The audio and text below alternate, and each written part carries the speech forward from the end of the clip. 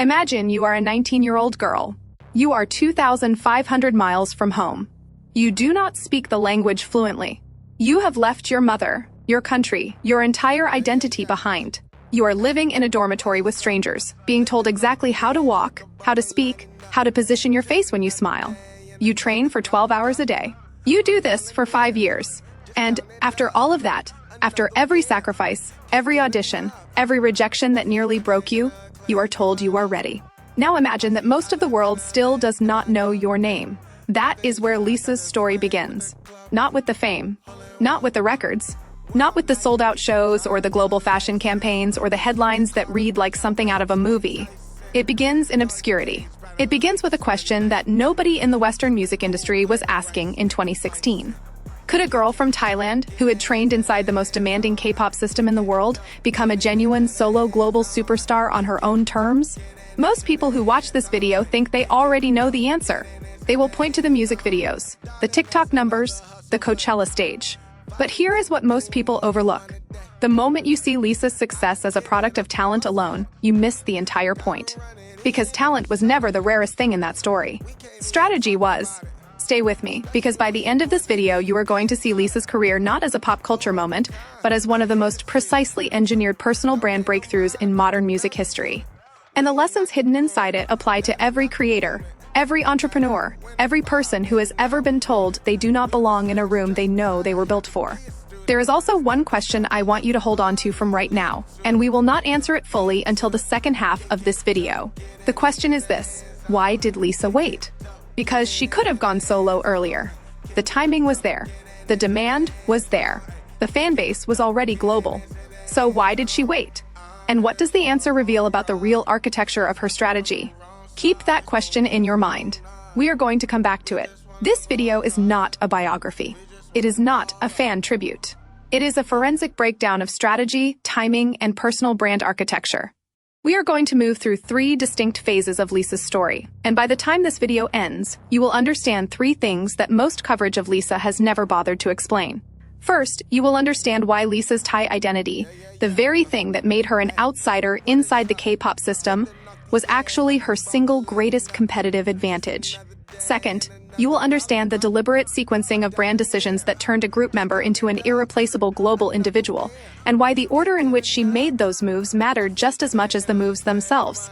Third, and this is the one most people miss entirely, you will understand why Lisa's most important strategic decision was not something she did. It was something she refused to do. And that refusal changed everything. We are going to go back to the beginning. Not the beginning most people know, the real beginning. The one that happened before the cameras, before the debut stage, before Blackpink was even a name anyone had heard. Act 1. The Rise. Lisa Nanoban was born in Buriram, Thailand in 1997. She grew up in a family that was not wealthy, in a country where the path from small-town girl to global pop star was not a path that existed in anyone's imagination. But she could dance. And not in the way that every child who takes lessons can dance. She could move with a physicality and precision that stopped people in a room.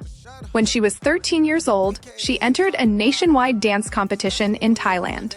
She won. That victory put her in front of a YG Entertainment talent scout, one of the most powerful and selective entertainment companies in South Korea, and arguably in the world. She auditioned. She passed. And at 14 years old, she left everything she knew.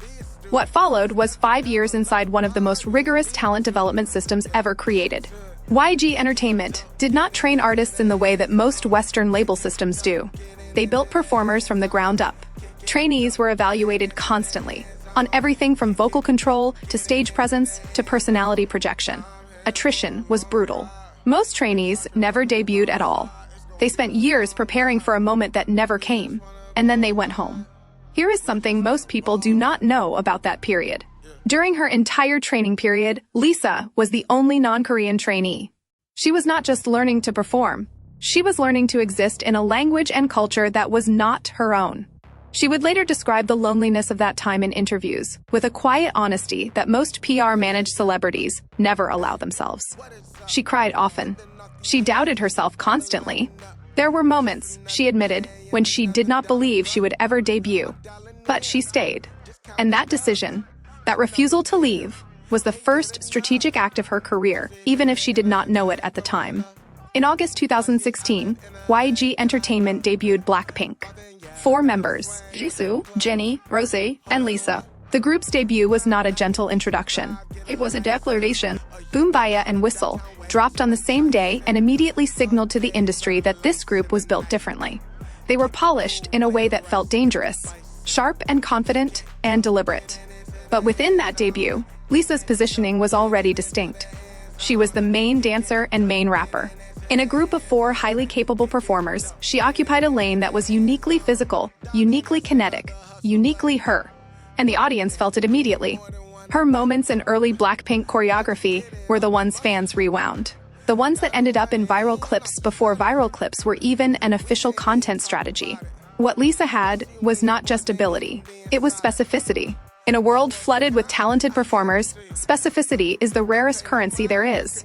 But here is what makes this part of the story so important, and this is the part that changes everything. Lisa was gaining a global audience inside Blackpink before she had a single solo song. Before she had an individual brand deal. Before she had her name on anything that was entirely hers. The fan base was real, it was large, and it was growing. And she and her team were watching that very carefully. That brings us to the question I asked you to hold on to at the very beginning of this video. Why did Lisa wait to go solo? The answer is not simple, and we are not fully there yet. But the groundwork has been laid. Because before you can understand the strategy, you have to understand what she was building toward. And more importantly, what she was building while the world was watching someone else. Act 2. The real strategy. Most successful artists do not have a strategy. They have momentum. Something works, and they follow it. They react to the market rather than shape it. Lisa's trajectory was different, and here is why. Let us start with what we can now call personal brand architecture. This is the deliberate construction of a public identity that is distinct, coherent, and scalable.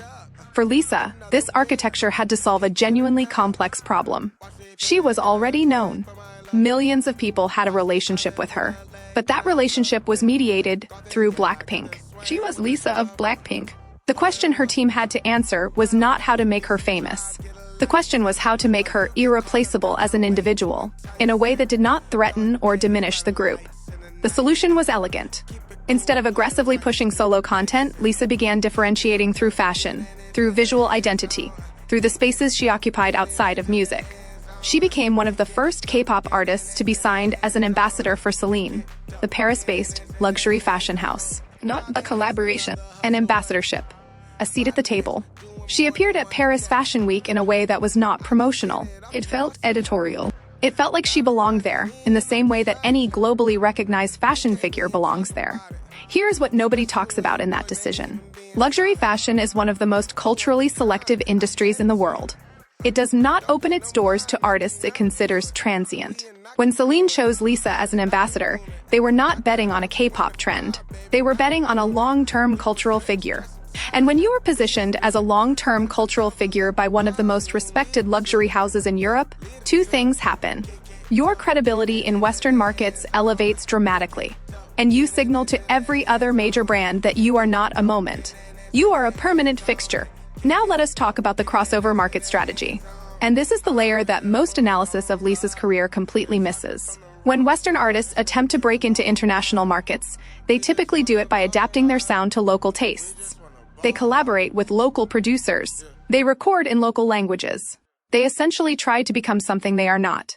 The results are almost always underwhelming because audiences are very good at detecting inauthenticity, even when they cannot name exactly what feels wrong. Lisa's approach was the structural opposite of that. She did not adapt herself to the Western market. She positioned the Western market to come to her. Think about what Lisa represented when it dropped in September 2021. It was not an attempt to sound Western. It was not a concession to Western radio formats.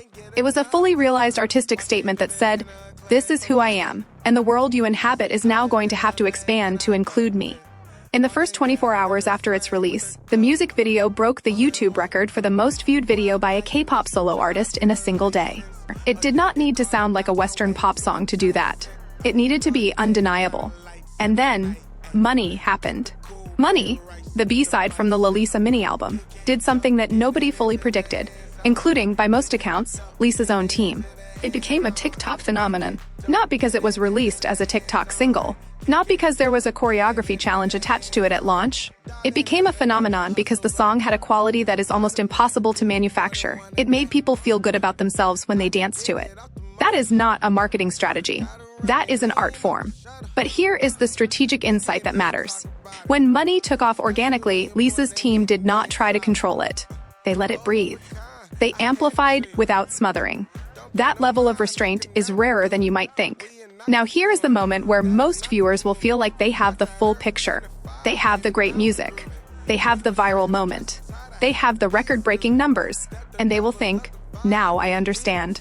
But they do not. Not yet. Because there was a deeper layer of strategic thinking at work, and it had everything to do with timing and sequence, specifically the timing of her solo debut relative to Blackpink's trajectory. Go back to the question from the beginning of this video. Why did Lisa wait? Here is the answer most people do not consider. Within the K-pop system, the ecosystem around a group is extraordinarily fragile. When a member goes too individual too quickly, it creates a perceived hierarchy inside the group. Fans begin to see a divergence. The group's collective brand suffers. And when the group's collective brand suffers, so does every member's individual career in the long run. Lisa, and those around her, understood this intuitively.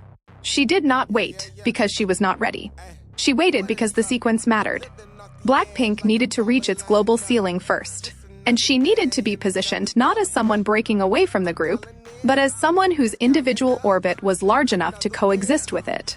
That is not passivity. That is long-game thinking. And in an industry built almost entirely on short-term gratification, long-game thinking is a superpower. Let us move to the social media and community dimension of this strategy, because this is where something genuinely unprecedented happened. Lisa built one of the most intensely loyal individual fan bases in the history of K-pop, a genre that is already famous for extraordinarily dedicated fandoms. But what distinguished her relationship with her audience was not volume. It was intimacy. Her social media presence was not managed like a brand account. It felt personal. It felt like access. She shared glimpses of her creative process, her physical training, moments of genuine humor and vulnerability. The net effect was that her audience felt like they were growing alongside her, not just watching her. They were invested in her success in the way that people are invested in someone they actually care about. And when that audience is invested in that way, they become something more than fans. They become advocates. They stream proactively. They defend her publicly. They share her content without being asked. They are, in the most precise sense of the word, stakeholders. There is one more element of the strategy that we need to examine before we move into the cultural impact section, and it is perhaps the most counterintuitive of all. It involves what Lisa refused to do. Throughout the early years of her solo development, there was significant commercial pressure, both internal and external, to pursue a certain kind of Western crossover sound. A sanitized, radio-friendly, maximally inoffensive pop format that would theoretically make her palatable to the broadest possible American audience. She resisted. Not publicly, not through conflict, but the creative choices she made told a very clear story about what she was and was not willing to trade away. She understood something that takes most artists years to learn, and some never learn at all. If you compromise your distinctiveness to chase a market, you become indistinguishable from everything already in that market. The very thing that makes you worth pursuing disappears the moment you pursue the audience instead of your own vision. When Lisa eventually left YG Entertainment after her contract concluded and founded her own company, Loud, and signed with RCA Records for her Western releases, she did so from a position of absolute clarity about who she was. And that clarity was not accidental. It had been cultivated, defended, and refined over the course of nearly a decade.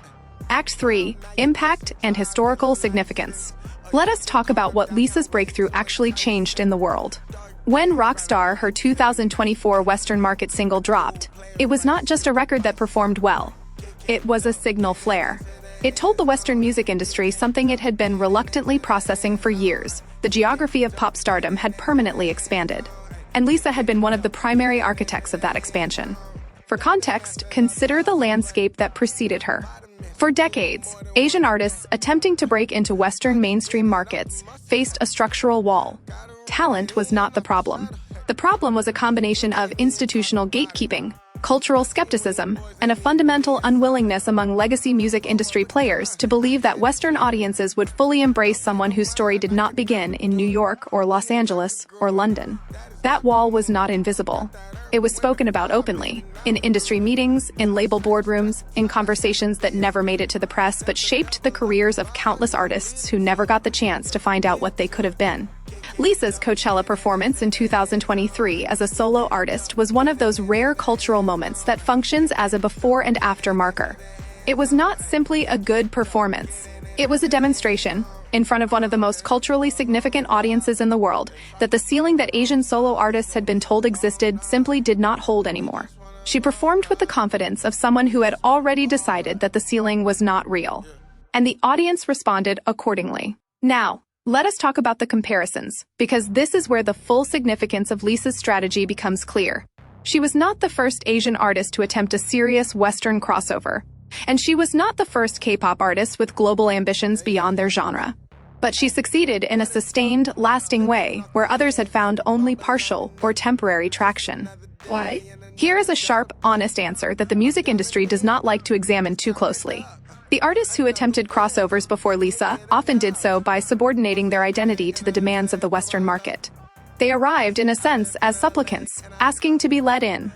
And when you ask to be let in, you hand control of your image, your sound, and your legacy to the people who hold the door.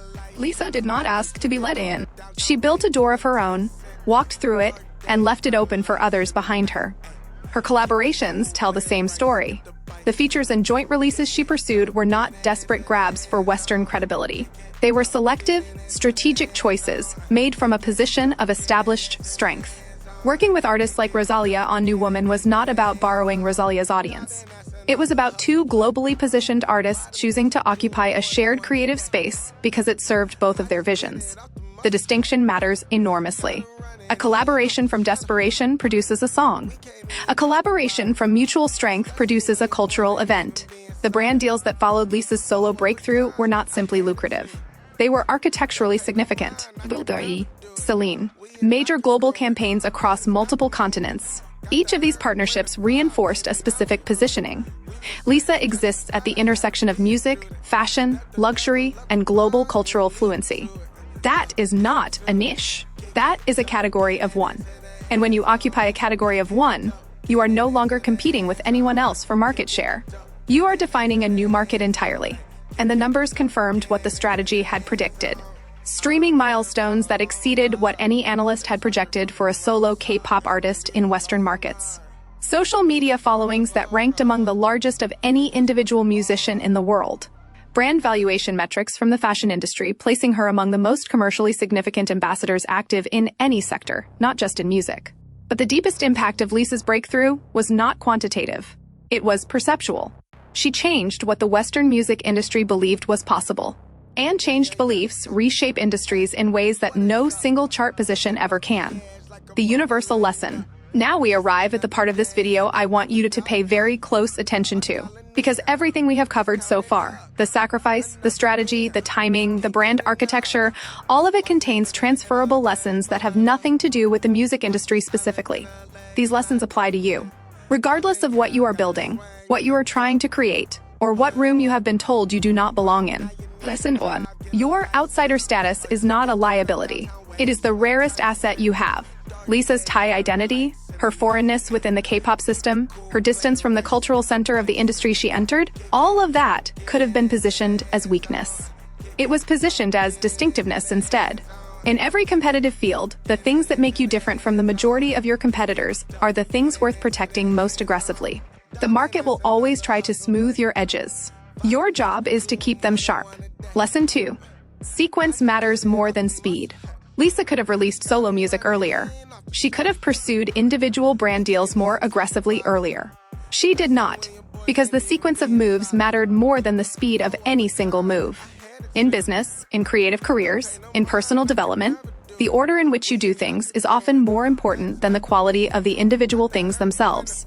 A brilliant product released at the wrong time fails. A brilliant relationship-building strategy pursued before a solid foundation is in place collapses. Think about the sequence before you think about the next step. Lesson 3. Restraint is a form of power. The most countercultural thing Lisa did in an industry built on maximalism and constant output was to be selective. Selective about collaborations. Selective about brand partnerships. Selective about what she said publicly and what she protected privately. In a content economy that rewards volume, the ability to say no is not just admirable. It is strategic. Every time you say yes to the wrong opportunity, you are implicitly saying no to the right one that has not arrived yet. The willingness to wait for the right moment, rather than filling the silence with the available moment, is one of the most powerful competitive advantages you can cultivate. Lesson 4. Build from conviction, not from approval. This is the deepest lesson, and the hardest to actually practice. Lisa's refusal to chase a sound or a format that was not authentically hers, even when that refusal came with commercial pressure attached, was rooted in something that cannot be manufactured. It was rooted in a clear sense of who she was and what she stood for.